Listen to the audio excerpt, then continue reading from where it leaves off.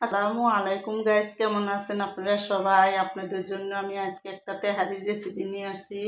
মুরগি দিয়ে রান্না করবো আমি আজকে তেহারিটা। তো দেখুন, প্রথম আমি বেশি করে এখানে কতটুকু পেঁয়াজ দিয়ে দিলাম, আর হলো এখানে গরম মশলা, এলাচি, দারচিনি, তেজপাতা, লং সব কিছু একসাথে দিছি। দিয়ে কিন্তু দেখুন এখানে আমি পেঁয়াজ, আদা, রসুন বাটা দিয়ে দিলাম 4-5 চামচের বেশি হইব। তারপরে আমি এখানে ধনিয়ার গুঁড়া দিয়ে দিলাম 2 চামচ। আর হলো আমি এখানে আদা রসুনের সাথে আমি এখানে দেখুন কাঁচা মরিচ বাটা, কাঁচা মরিচের সাথে পেঁয়াজ একসাথে আমি ব্লেন্ডার করে আর টমাটো ব্লেন্ডার করে দিয়ে দিছি।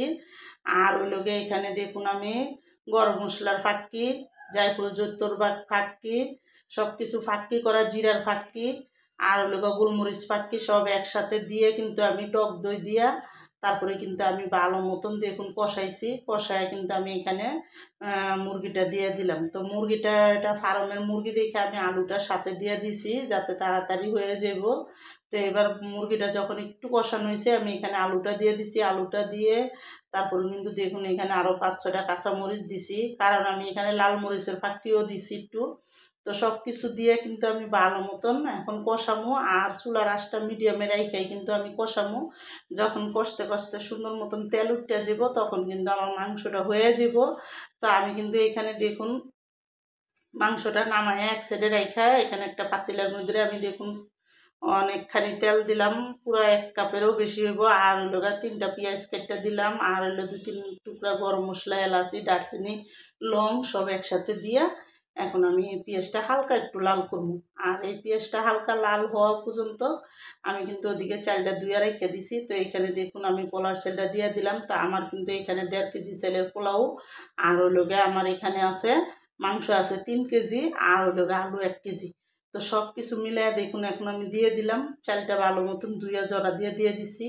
দিয়ে কিন্তু স্বাদ মতন এখানে লবণটা দিয়ে দেবো, কারণ সব মশলা কিন্তু আমার মাংসর ভিতরে দেওয়া আছে, এই জন্য কিন্তু আমি এখানে বেশি একটা মশলা দিলাম না। তা আমার কিন্তু এদিকে দেখুন ভালো করে গুঁড়া দুধ দিলাম, এখানে একটু বেশি করে গুঁড়া দুধ দিছি, আর কাঁচা মরিচ দিলাম, আর ওটা সিমি মটর দিয়ে দিছি একসাথে। দিয়ে কিন্তু এখন আমি ভালো মতন কষাইয়া এখন কিন্তু দেখুন পোলাওটা যখন দমে হয়ে গেছে, অর্ধেক পোলাও নামাইয়া তারপরে কিন্তু আমি এখানে এখন দেখুন ঘি দিয়ে দিব। তো ঘি দিয়ে এখানে কিন্তু আমি কয়েকটা কাজু বাদাম, পিস্তা বাদাম, আর হলো কয়েকটা পেঁয়াজ বেরেস্তা দিয়ে মাংসটি আমি ডাইলা দিলাম। তো মাংসটি যখন ডাইলা দিছি দিয়ে কিন্তু আমি আবার পোলাওটা সুন্দর মতন এই মাংসটির উপরে ডাইকা তারপরে কিন্তু আমি উপরে দেখুন আবার পেঁয়াজ বেরেস্তা, একটু ঘি আর দিয়ে তারপরে কিন্তু আমি একটু কেওড়া জল দিয়ে একসাথে আমি এটা দমে রাখি যতক্ষণ না হয়।